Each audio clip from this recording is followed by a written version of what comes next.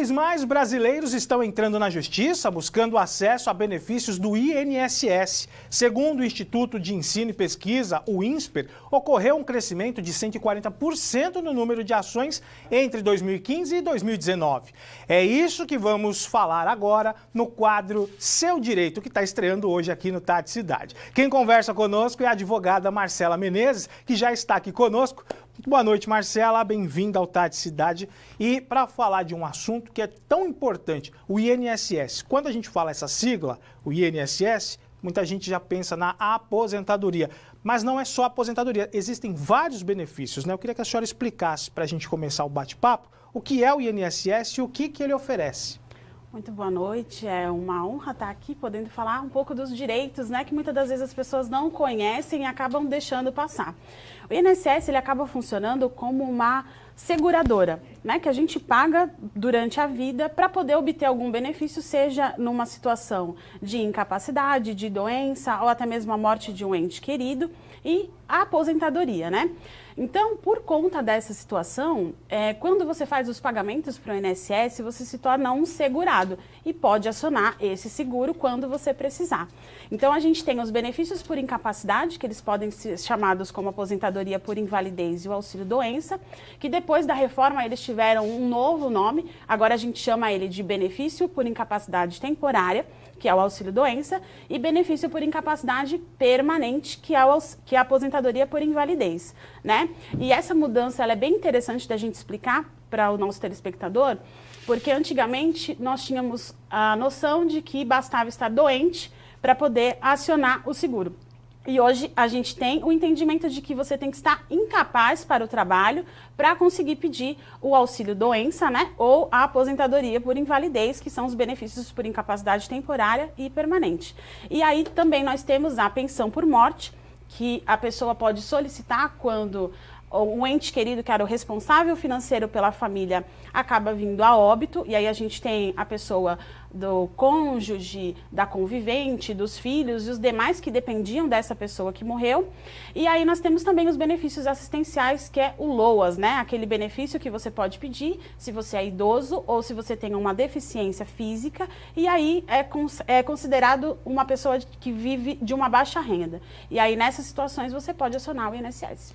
A gente viu que esse estudo mostra mais de 100% da procura pelos benefícios. A que se deve essa procura? O que está acontecendo? Foi a pandemia? Foi a pandemia. A gente está vivendo ainda, né, infelizmente, num momento muito complicado na nossa saúde pública.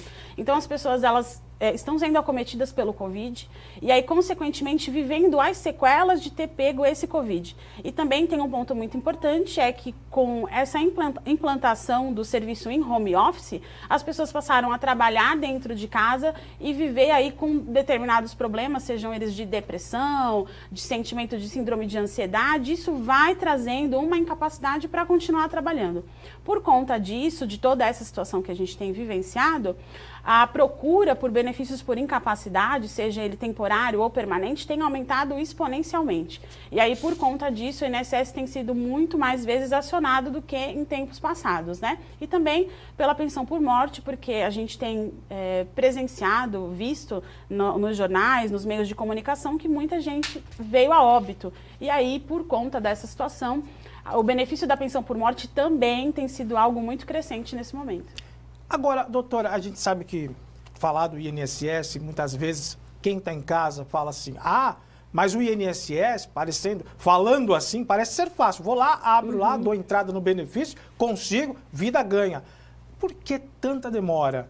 Qual o procedimento e qual é o auxílio que o futuro beneficiário pode ter para entrar com essa ação ou com um pedido do benefício no INSS? Sim. Acontece o seguinte, como a gente falou anteriormente, o INSS é uma companhia de seguros, né? E aí não são também todas as pessoas que fazem os pagamentos para o INSS, então isso traz um déficit muito grande. E agora a gente está vivendo num momento que a procura é muito alta. Então o INSS ele criou algumas políticas para poder fazer essa filtragem de quem realmente teria direito ou não. Nesse período de pandemia, as perícias que eram feitas pelos peritos do INSS, elas foram afastadas e eles começaram a fazer as perícias online, ou seja, analisando o seu laudo médico, o seu relatório médico e verificando se você está incapaz ou não para o trabalho.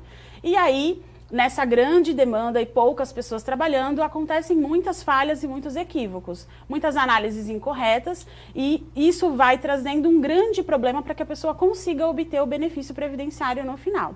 Então, isso tem aumentado muito exponencialmente as ações judiciais para poder obter esses benefícios. Então, a gente tem uma grande demanda de ações e de requerimentos administrativos para poucas pessoas analisarem e julgarem. Então, a gente vive essa demora exacerbada para que a pessoa consiga o benefício. Olha, são tantas as dúvidas, estão chegando, inclusive, mais dúvidas aqui na nossa central de jornalismo. O tempo é curto, eu queria já deixar o convite para a senhora voltar numa próxima oportunidade para falar desse assunto tão importante.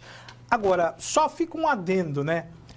Pela telemedicina é meio complicado, né, fazer a perícia. É muito difícil, né? O médico olhando, ele já pode ser levado a erro. Imagina, então, você só tendo por base um papel escrito a doença e o que a pessoa está passando. Então, é muito difícil mesmo. Obrigado, doutora.